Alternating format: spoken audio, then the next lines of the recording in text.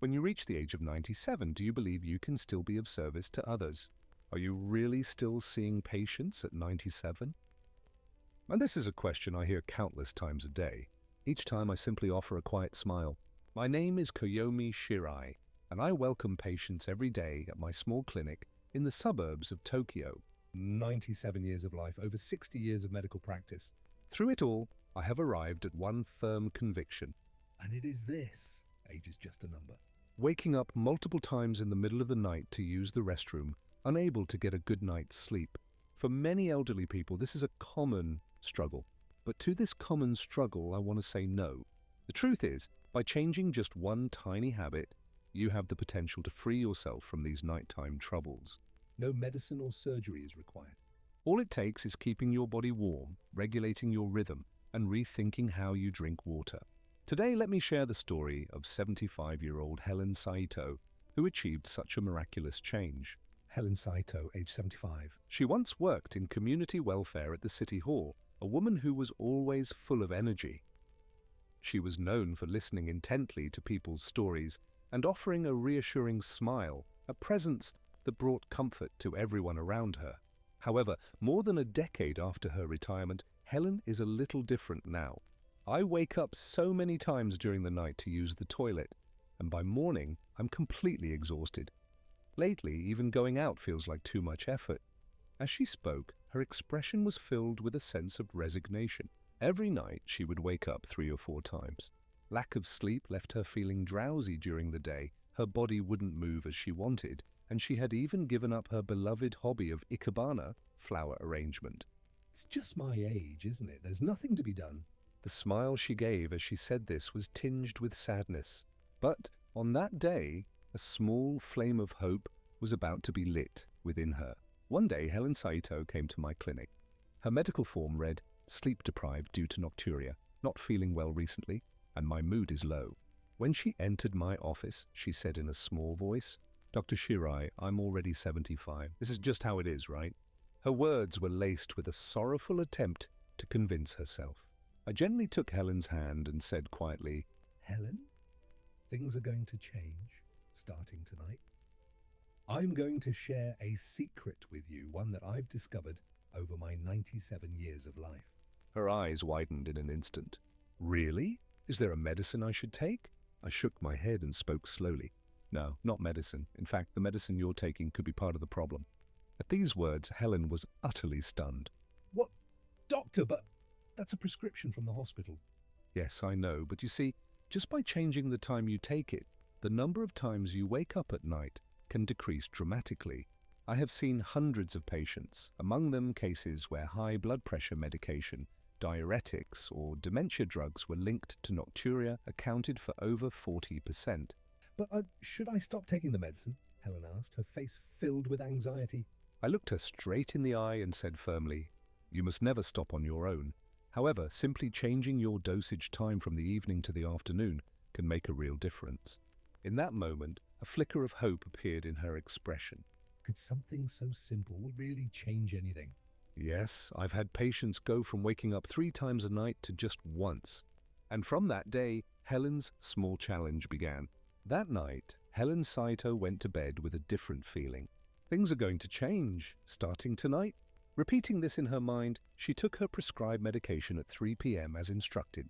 Suddenly, Dr. Koyomi Shirai's calm voice echoed in her thoughts. Helen, your body will surely respond. Age has nothing to do with it. Spurred on by those words, she wrote a small resolution in her notebook. From today, I will try to trust my body. The next day, in my office, I said, "Shall we try one more thing? Let's warm your feet. Try a foot bath before bed or wear a pair of warm socks." Helen couldn't help but laugh. "With socks? Really?" But my eyes were serious. This is something I realized myself after I turned 90. When your feet are cold, your bladder becomes more sensitive. This conversation was the moment a new door of possibility opened for her. That evening, she chose a pair of soft cotton socks, took a sip of warm tea, and got into bed. If something this simple could make a difference, it might be worth a try.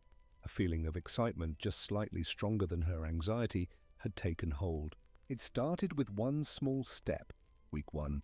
Helen began drinking water frequently until 3 p.m., a glass of lukewarm water when she woke up, tea before lunch, and another glass at 2 p.m.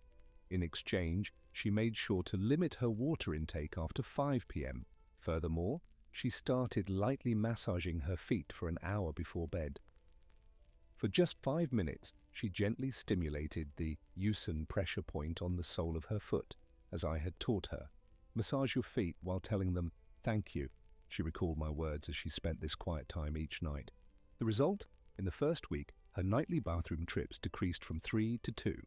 Week 2, this time, she tried a foot bath before bed. She filled a basin with 104 degree Celsius, 40-degree water, soaked her feet up to her ankles for 10 minutes, then dried them with a fluffy towel and put on socks made of natural fibers before sleeping. I never knew my cold feet could feel this wonderfully warm. That night, Helen woke up only once. Wow, it's like a dream. The next morning, she couldn't help but smile. Week 3, she gradually began to incorporate some light exercise. Before bed, while lying on her futon, she would slowly rotate her ankles and gently sway her bent knees from side to side. Just this simple movement made her feet feel warmer and improved her circulation. My body is happy with something this easy. She also started making time to drink her morning tea while basking in the sunlight. The light of the sun helped regulate her body's rhythm. Week 4, now she turned her attention to her diet. She began adding small amounts of black sesame, ginger, wakame seaweed, and black beans to her dinner, making a special effort to include a warm bowl of miso soup. This change helped alleviate the deep-seated chill in her body.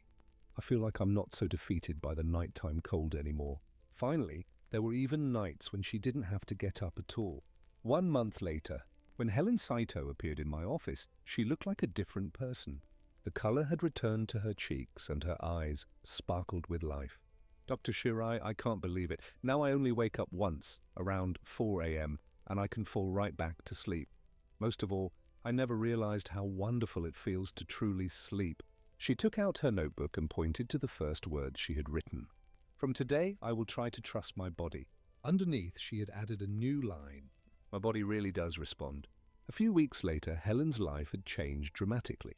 She woke up feeling refreshed. Her complexion was bright, and she started going for walks again. Her neighborhood friends commented with surprise, "Helen, you look so much younger." When she was waking up all night, she was constantly tired, and her expression was clouded. But now, she spends her days with a smile, as if she were a completely different person. "It's amazing how much a good night's sleep can change someone," she said, her voice filled with confidence and relief. She didn't take more medicine or use any special equipment. She just consistently practiced a few small habits. Her transformation was the result of her body and mind finding their rhythm. It led not only to quiet nights, but also to vibrant days and a brighter outlook on life. Age has nothing to do with your ability to change. This is a truth I, Koyomi Shirai, aged 97, have learned from over 60 years of practice and countless patients. Waking up at night, sleepless nights, anxious mornings. Perhaps these are not the results of aging, but of habits and the voice of your body. If right now you are holding on to the fear that, "I'll probably just wake up again tonight," then please start with one small thing. For example, warm your feet before bed, drink water frequently during the day, choose a warm beverage at night. Avoid blue light and spend your evenings in soft, gentle lighting. These are all things I still practice every day at 97 years old. And they are what support my own deep sleep. Just by sleeping soundly, your body's ability to recover improves and your mood stabilizes. This, in turn, boosts your immune system, cognitive function, and overall enjoyment of life. I can almost hear some of you thinking, "I don't think I can do that." But it's okay, you don't have to be perfect. Even one small action has the power to change your night tonight. Why not change your night, starting this evening? First, try sleeping with a pair of warm socks. And if you wake up tomorrow morning feeling like you slept well, then take the next step. There is surely something you too can do. What will you start with today? Please let me know in the comments.